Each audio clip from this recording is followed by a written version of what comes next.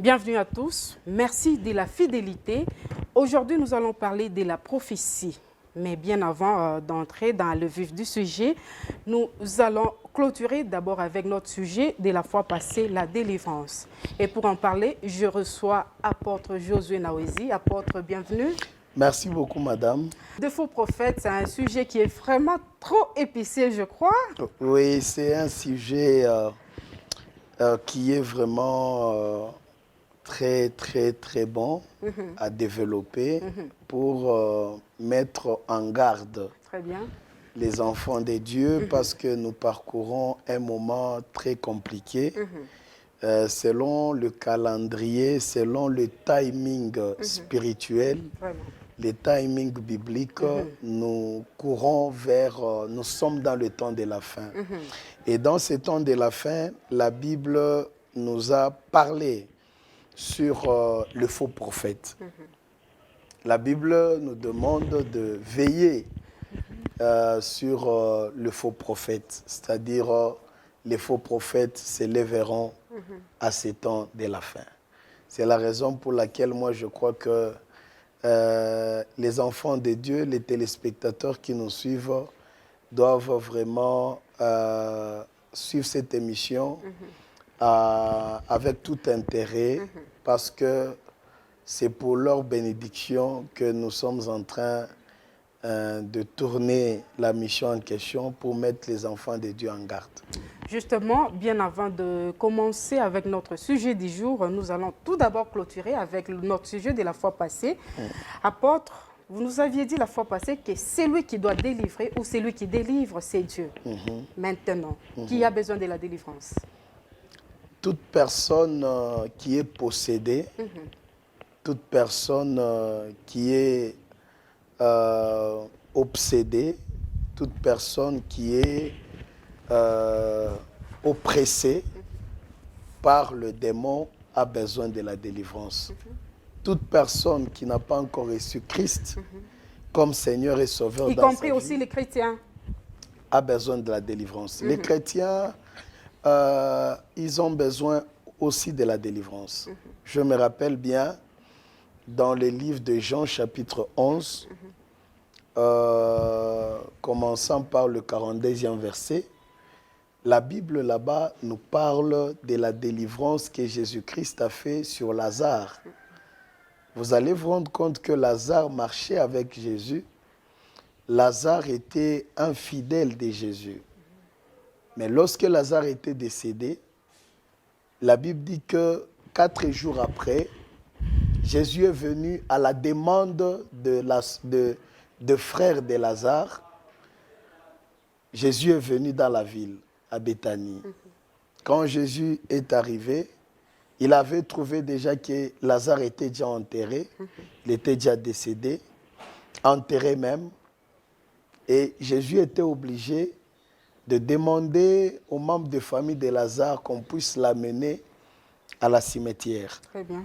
Et on amena Jésus à la cimetière avec beaucoup de doutes. Mais quand même, Jésus a demandé où l'avez-vous mis? Et on a amené Jésus à la cimetière pour aller regarder l'endroit là où on avait placé Lazare.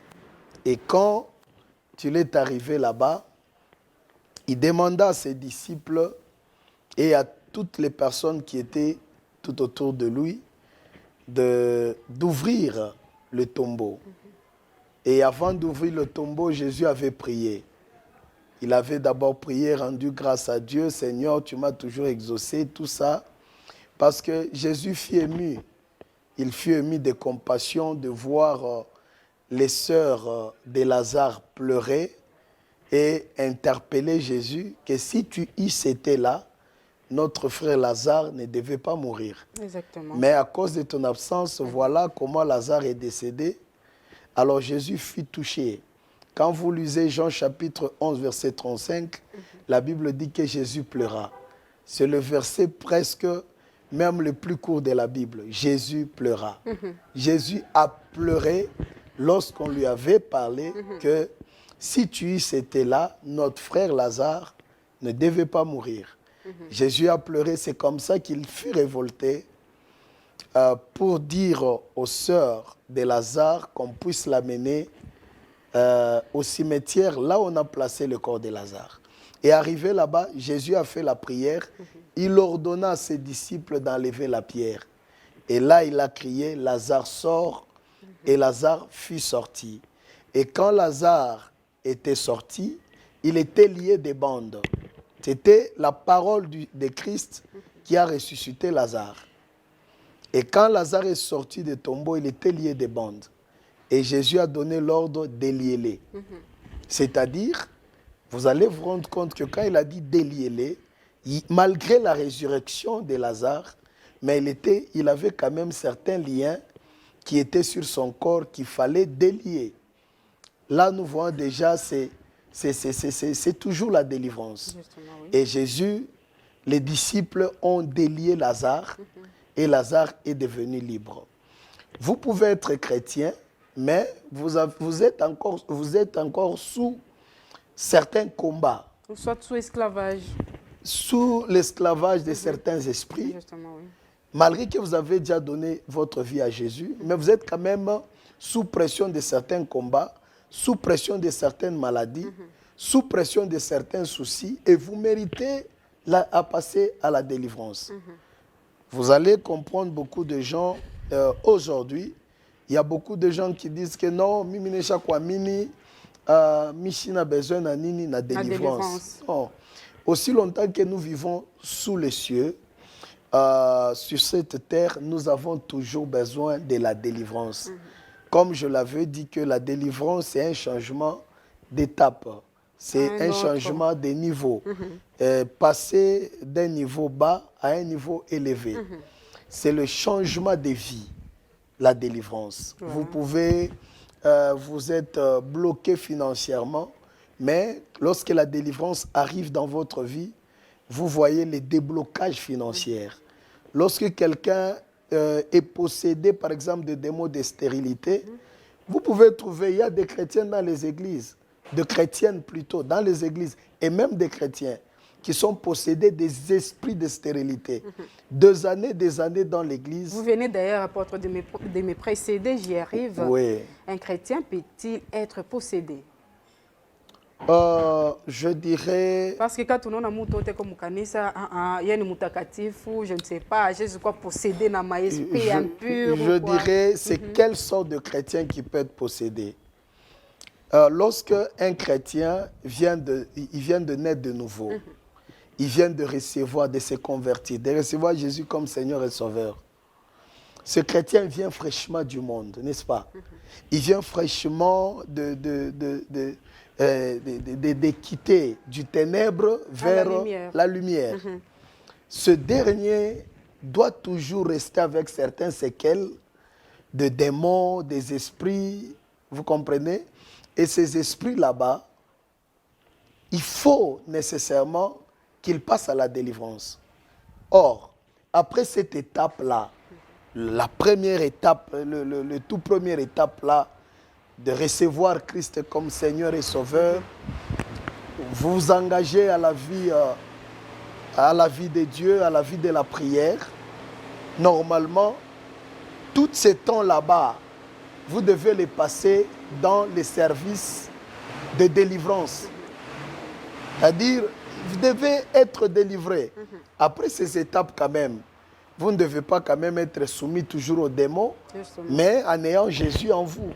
Non, quand vous avez Jésus en vous et que vous avez déjà dépassé cette première étape là-bas de la vie chrétienne, des séances de délivrance, des repentances, des cures d'âme, vous devez maintenant évoluer normalement avec le Saint-Esprit en vous. Parce que si quelqu'un a déjà le Saint-Esprit en lui, il ne peut pas quand même encore être possédé de démons. Là, il sera maintenant possédé du Saint-Esprit. Il ne sera plus encore possédé de démons.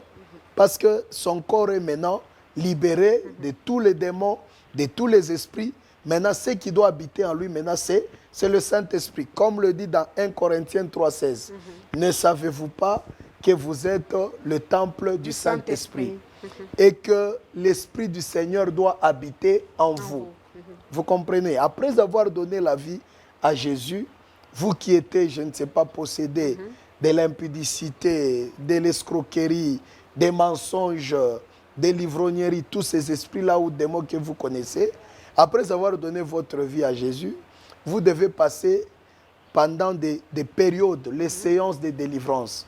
Même si tu étais féticheur, tu étais marabout, franc-maçon, rose-chrétien. Mais lorsque tu donnes ta vie à Jésus, après avoir donné ta vie à Jésus, il doit y avoir une séance, une période de séances qui sera la période due aux séances de délivrance. Et dans les séances de délivrance, il y a les cures d'âme. Vous devez confesser. Vous devez confesser. Après la période de cure d'âme là-bas, il y a les prières de délivrance qui doivent vous suivre pour que vous soyez détachés de tout le lien qui vous enclavait, de tout le démon auquel vous étiez possédé. Vous devez passer par les étapes de délivrance. Après la délivrance, normalement, vous devez être habité par le Saint-Esprit. Justement, après la délivrance, qu'est-ce qui rassure? Ce qui rassure, c'est la conduite, les comportements. Vous savez, quand quelqu'un a des démons, quand quelqu'un est possédé, il a un comportement lié aux démons. Il a un comportement lié aux esprits qui est en train de l'accompagner. Mais quand quelqu'un est délivré et que le Saint-Esprit habite en lui, dans la Bible ici, dans le livre de Galates chapitre 5, commençant par le 22e verset, il y a les fruits du Saint-Esprit. Vous comprenez, lorsque quelqu'un est rempli, lorsque quelqu'un plutôt est délivré et il reçoit le Saint-Esprit, il doit y avoir quand même des fruits qui doivent accompagner cette personne. Et le fruit là-bas qui accompagne l'individu va lui conduire à un certain comportement. Un certain comportement qui doit quand même témoigner que ce dernier a reçu la délivrance. Parce que quelqu'un ne peut pas recevoir la délivrance et qu'il a toujours les anciens caractères, les anciens comportements. C'est à quelqu'un qui reçoit la délivrance. Il reste ivrogne, il reçoit la délivrance. Il reste voleur, il reçoit la délivrance. Il reste menteur, il reçoit la délivrance. Mais il reste dans les anciennes habitudes. Non, la Bible dit que quand quelqu'un reçoit Jésus, il devient une nouvelle créature. Les choses anciennes sont passées et toutes choses sont devenues nouvelles. C'est-à-dire on doit voir la nouveauté dans la personne qui était en train de subir le séance de délivrance dans sa vie. Voilà, madame. En tout cas, merci beaucoup. Je crois que fidèles abonnés, naba téléspectateurs, balé banafataka i magazine ya Église Nouveau Temple de Sion, bana pas ta notion au moins sur la délivrance. Mais il y a des choses à éviter parce que kuba tu bengine beno ça benda kuba délivrer kumbi bena bongeza ma démon. Mais quand pour vous délivrer de mari de nuit ou des esprits de mari de nuit, il faut coucher avec celui qui doit te délivrer. La délivrance pour vous, c'est coucher avec l'homme de Dieu. Par contre, vous êtes en train d'emmagasiner encore le démon. Exactement. Vous allez, on vous fait des services là bizarres. Allumer les bougies, vous faire passer sur le feu. Ce sont des pratiques. Ce sont des pratiques occultes, des pratiques démoniaques. Par contre, on vous ajoute encore d'autres démons. C'est comme aujourd'hui, nous voyons des gens. Oh, nous allons c'est à la montagne là où la délivrance va se passer. Est-ce que, bien aimé, aujourd'hui, même les montées ici,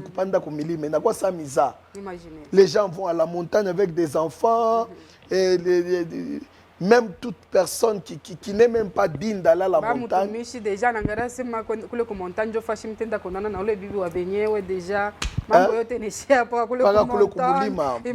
voyez, c'est pas vraiment catholique. C'est-à-dire les enfants de Dieu doivent discerner entre la délivrance et l'exorcisme. Et ce n'est pas tout le monde à qui on a donné le don ou la grâce de la délivrance. Alors, les enfants de Dieu doivent être malins. Parce qu'actuellement, il y a maintenant plusieurs faux prophètes qui sont entrés dans le monde en train de tromper les gens avec certaines pratiques pour dire que nous vous conduisons vers la délivrance. Justement, nous allons commencer avec notre sujet du jour, un sujet qui fait vraiment couler beaucoup d'encre.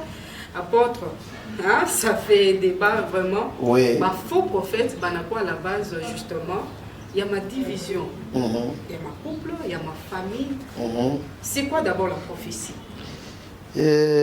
Merci beaucoup, madame, de m'avoir posé cette question. C'est quoi d'abord la prophétie?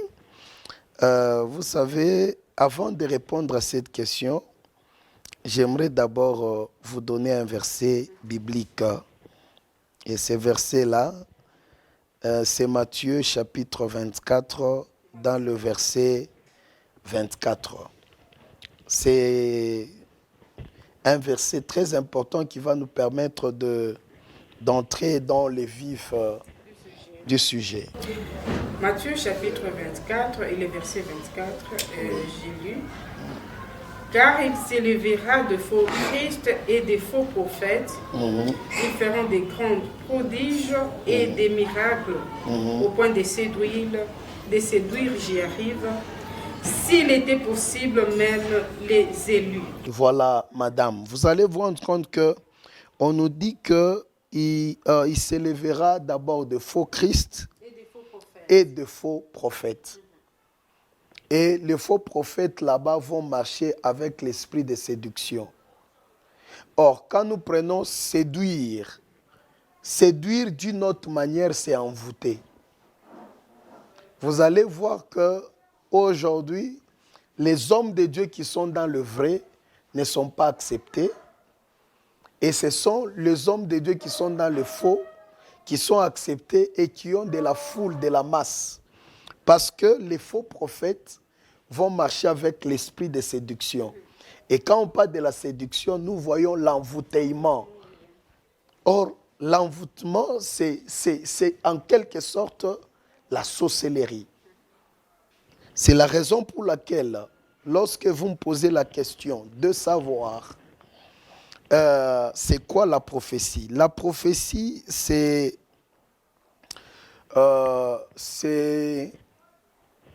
je vais dire comment, c'est parler ou prédire les événements à venir qui n'ont pas encore eu lieu, qui ne sont pas encore arrivés. Ça, c'est ça la prophétie. C'est annoncer les événements à venir. Vous comprenez? C'est-à-dire, un prophète annonce les événements à venir. Et dans la prophétie maintenant, il y a 3 temps. Quand un prophète donne le message, il y a 3 temps dans la prophétie. Il y a le temps, dans la prophétie, il y a le temps passé, le temps présent et le temps futur. Une vraie prophétie, la prophétie qui vient de la part de Dieu, n'est pas celle qui se limite à des événements passés.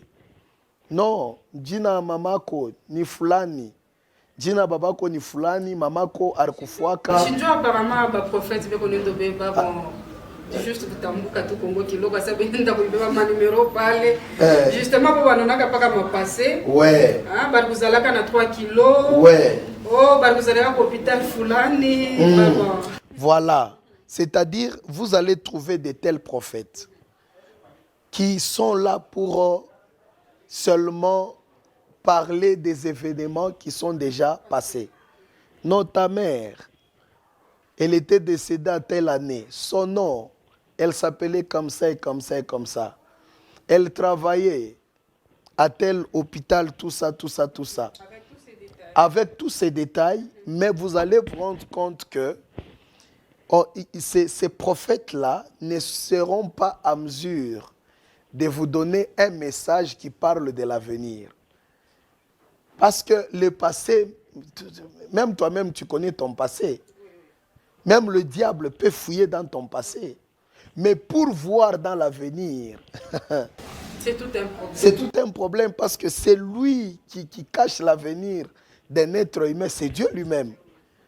Là, il faut toujours être connecté. Il faut être connecté avec le Saint-Esprit, être connecté avec l'Esprit de Dieu, le véritable Esprit de Dieu. Lorsque tu es connecté, Dieu va maintenant te parler des événements qui vont venir. Mais aujourd'hui, nous avons des faux prophètes qui sont pleins. Ce sont des féticheurs. Vous comprenez?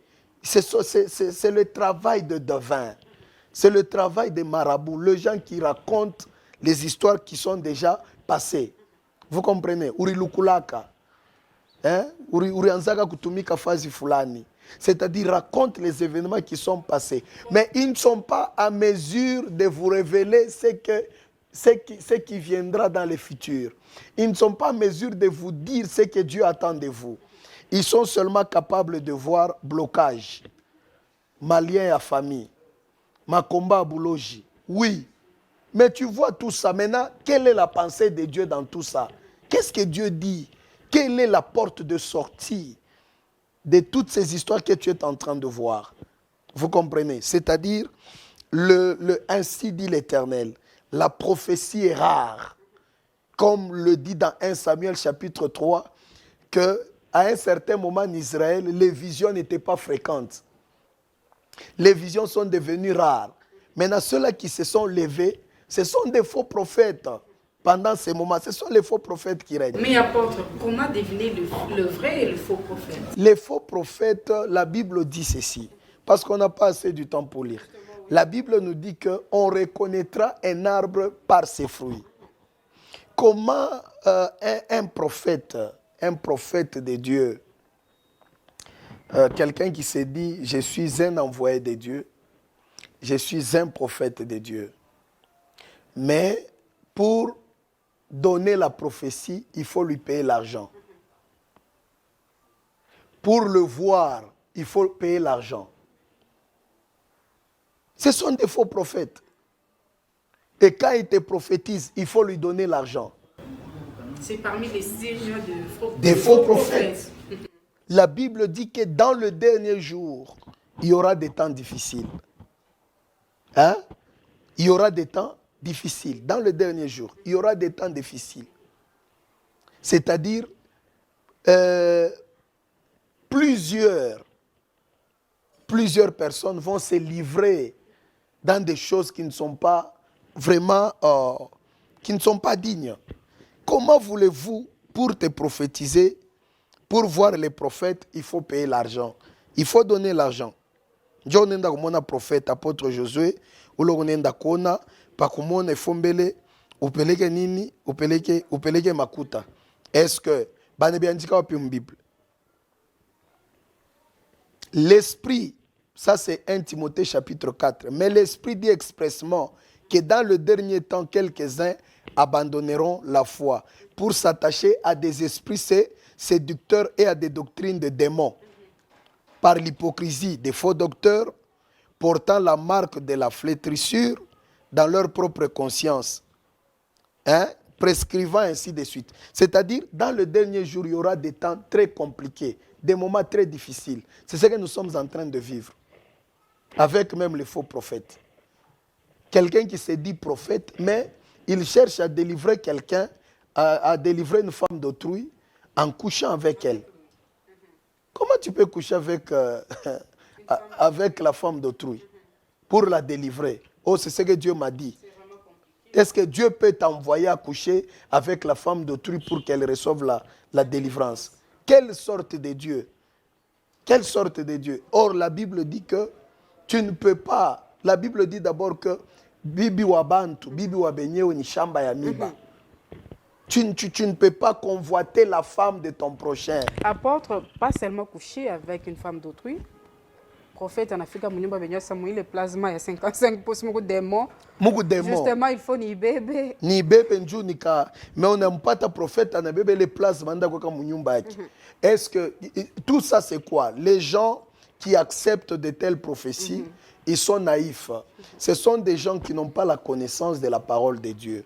C'est la raison pour laquelle, quand nous sommes chrétiens, nous devons aimer le moment de la prédication. Lorsque notre pasteur ou votre pasteur vous prêche, prenez quand même un support. Écrivez. Vous devez avoir les atouts d'un chrétien, la Bible. Il faut avoir la Bible. Vous devez justifier. Il faut toujours se référer aux Saintes Écritures. Même les prophéties qu'on nous donne doivent être vérifiées par la parole de Dieu. Mais quand une prophétie n'est pas vérifiable à la parole, pourquoi l'accepter? Mais apôtre, comment distinguer la vraie et la fausse prophétie? C'est facile. C'est facile. Une fausse prophétie ne concorde pas avec les Saintes Écritures. C'est-à-dire, kama kimatabiri ni kia bongo, akiambatane na nani na parole ya Mungu. C'est-à-dire, c'est ni kikintu kimoja kikutu monter. Pas que vous venez à peine de dire que non, dans cet écran, il y a les démons. Dans le congélateur, il y a les démons. Dans ce véhicule, il y a les démons. Bon, il peut y avoir les démons comment dans quelque chose qui n'a pas, qui n'a pas du sang, qui n'a pas du souffle. Vous comprenez? Les démons peuvent aller habiter là-bas comment? Non, les démons, les esprits habitent dans des endroits là où il y a le souffle, dans les endroits là où il y a le sang. C'est là où les démons habitent. Mais mingi hapa sasa mademo inaanza kuikala na mubichi apôtre parce que mtu aliuza kichi kile kia mui assez un prophète là natokea kama ni wapi asa mui kichi vraiment tellement que binampendeza bile bichi na yabeke munyumba kia samu bademo. Ah, ça, il faut vraiment fournir un effort. Ça devient du meli-melo, bananza kungisha mukaje ya Mungu. Maman, les faux prophètes sont à la une. Ils sont à la une actuellement. Tunabona ba mingi. Ba prophète ba kumangaribi. Ba na kwa ba mingi. Vous savez, dans Joël, réellement dans Joël chapitre 2, le verset 28, la Bible dit que dans le dernier jour, Dieu répandra de son esprit sur toute chair. Vos fils et vos filles prophétiseront, vos jeunes gens auront des visions et vos vieillards auront des songes. Réellement, c'est à cet âge, à ce temps de la fin, l'esprit des prophètes doit vraiment accompagner ceux-là, les gens vraiment, les vrais prophètes. Mais à cette même époque ici, il y a même l'esprit des faux prophètes qui est à la une. C'est ce qu'on a lu dans Matthieu 24 et 24. Ce sont les signes du temps de la fin. Les signes du temps de la fin. Bantu abezi kwa napenda ba faux prophètes leo beko nojisha prophétie, les faux prophètes aujourd'hui. Beko n'extorquer ma franga ya bantu. Justement, bale ba faux prophètes, je viens ka cure ya muntu, je crois. Bouteille ya mai $100. Wana mweka sous cure ya 1 mois. Sous cure ya 1 mois, muntu kuna uza. Calculer le mai par jour $100. $100, c'est-à-dire ça devient du commerce. Je fais déjà montant que kama tu cure ya ule muntu inaisha soit on a bantu ba 10 beko sous cure. Anauza jeep. Anauza jeep. Il y a ma chumvi, chumvi ni ya ku Israel. Bon, chumvi na chana. Kuku ya ku Israel na ya ku Congo, c'est-à-dire chumvi na chana. Vraiment. Bana tuanjikia sema chumvi na chana. Chumvi ni ya ku Israel, tu dois donner $300. Na muntu mu besoin. Non, il faut ne pas te bouger. Moi, j'ai déjà rencontré quelqu'un, il se permet muntu ku malari pour prier Dieu ya ule muntu. D'abord anamulomba makuta. Il faut le muntu atoshe makuta, mpatie makuta, Dieu amombeye. Il faut décourager apôtre. Mais ça, ce sont les signes de faux prophètes. Imaginez. Et puis, bah, faux prophète Léo. Moi, je ne peux pas prier pour toi, mais c'est non a démon muntumbo yako. Mais mina zokombe mina tosha mo kalulu. Imaginez. Muntumbo munatoka kalulu. No bana kutosha o bana kutekea bintu kumikulu bana pika mumikulu munatoka mampeta. Mumikulu munatoka kama ni malimet, kama ni mabitu kani mumikulu. Toi un prophète. Non, les démons sont des esprits. Les démons sont des esprits. Tout ça, ce sont les signes des faux prophètes.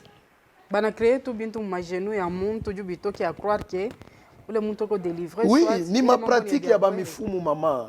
Ma pratique ya ba mifumu bonjo bana toshana kama bintu mumikulu, kutoshana ba samaki mu mantumbo, kutapikishana mabitu ya kwachana. Maintenant, bile bintu sevi bana constater que bantu beko besoin na délivrance ya biakweri ya kwa Mungu. Shinjo sasa bo, ba mifumu bote bana tokela bana kwa ba prophète. Muntu anaweza kukuombea paka hivi, utatapika samaki wa. Samaki natoka. Sega estomai kuvinya ile samaki rukuriaka. Imaginez. Tadiri banza kutosha bampeta mu mikulu. Bouloji leo bananzo délivrer muntu anatapika manyama. Non, écoutez, vous devez il faut que les gens fassent très attention parce que moi je n'ai pas vu nulle part dans la Bible, même si Il est écrit quelque part que vous ferez des plus grandes choses que moi je n'ai pas fait. Ce qui veut dire que la prophétie elle-même, elle est biblique. La prophétie est biblique. Les prophètes sont bibliques. Vous comprenez? Mais il y a des faux prophètes. S'il y a les vrais dollars, il y a aussi les faux dollars. S'il y a des églises de Dieu, il y a aussi les églises de Satan qui sont dans ce monde, en train d'agir. Vous comprenez, madame? Voilà. C'est-à-dire, actuellement, nous devons pousser les enfants de Dieu à aimer l'évangile, à aimer la parole de Dieu. Les faux prophètes opèrent des faux miracles. Ils opèrent des miracles. Ils opèrent des miracles, les faux prophètes. Mais pour les reconnaître, il faut avoir le discernement, il faut avoir la connaissance de la parole. Très importante. Il faut voir les fruits. Les fruits. Aujourd'hui, les prophètes, vous entrez dans les boîtes. Bekuna leo mampombe. Ba prophète, bekuna ba bibi. Prophète, moi, on a ba bibi ata 5. Et on a ba bibi 6. Njui mambo ma dossier ba bibi apa. Comme on a été ba pasteur, il va te défendre. Ba prophète, ba nako pas ma luxe, hein? Il vient ailleurs, on a comme mulwala ba ko loger quelque part, parce que ma hôtel il est à cher. Je ne sais pas na shinda kuripia nyumba. Ni ma luxe ya dit apôtre il est dans kuingia mu christianisme, si je peux le dire ainsi. Bon, loger dans l'hôtel dans l'hôtel VIP, ce n'est pas un péché. Ce n'est pas mauvais. On peut loger dans un bon hôtel, ce n'est pas un péché. Mais le problème, c'est que avec quelle intention que vous allez loger dans l'hôtel? Vraiment. Quelle intention? Pour extorquer les biens des gens? Escroquer? Voler? Parce qu'aujourd'hui, pas qu'à faire mon truc, extorquer ma bien à banque. Imaginez. Ils séduisent les gens, ils envoûtent les gens avec les histoires qu'ils font. Ma prophétie, ben nebe na bachanja, banamuchanja pansula, banamuchanja palurimi. Te kama nakwambia kinto sema mupe jipu, tamupa jipu. Kama nasema mupe $2,000, $5,000, utampatia $5,000. Voilà, apôtre, nous sommes presque à la fin de notre émission. Bien avant de clôturer, apôtre. Aujourd'hui, beaucoup de gens, beaucoup de fidèles aiment trop des prophéties que la parole. Pourquoi? Bon, vous savez... C'est parce que vous séduit, mais vous envoûtez? Pas tellement. Vous savez, vous devez savoir qu'il est écrit dans la parole de Dieu que la prophétie a le rôle d'édifier, de consoler. Aimer la prophétie n'est pas mauvais. Aimer les prophètes n'est pas mauvais. Mais c'est quelle sorte de prophète que tu dois aimer, et c'est quelle sorte de prophétie que tu dois aimer. Parce qu'aujourd'hui, d'abord, la plupart des prophètes, pakutabiri tu muntu asema una fobu sharati. C'est difficile. Pakutabiri muntu asema una malawa. C'est difficile. Et justement, ni paka tu vas aller à l'étranger. Et tu seras promis au service. Et surtout que ma prophétie a mingi apôtre inakuwa tu ni muntu anaangalia apparence, prophète anaangalia apparence ya muntu anaanza mutanga ma prophétie. Anaanza mutanga ma batakoa. Kumbi ashua sema ule dade kuna sema ule ni muloji munene sana mfamille hapo. Yenjo anakuriaka bantu ba mfamille hapo. C'est-à-dire il y a même les prophéties ne sont pas vraiment tuombe Mungu sana. Les gens aiment qu'on leur dise ce qu'ils veulent. Au lieu qu'on leur dise ce que Dieu veut. C'est là où il y a le problème. Muntu unapenda bamwambie bile yeye anapenda.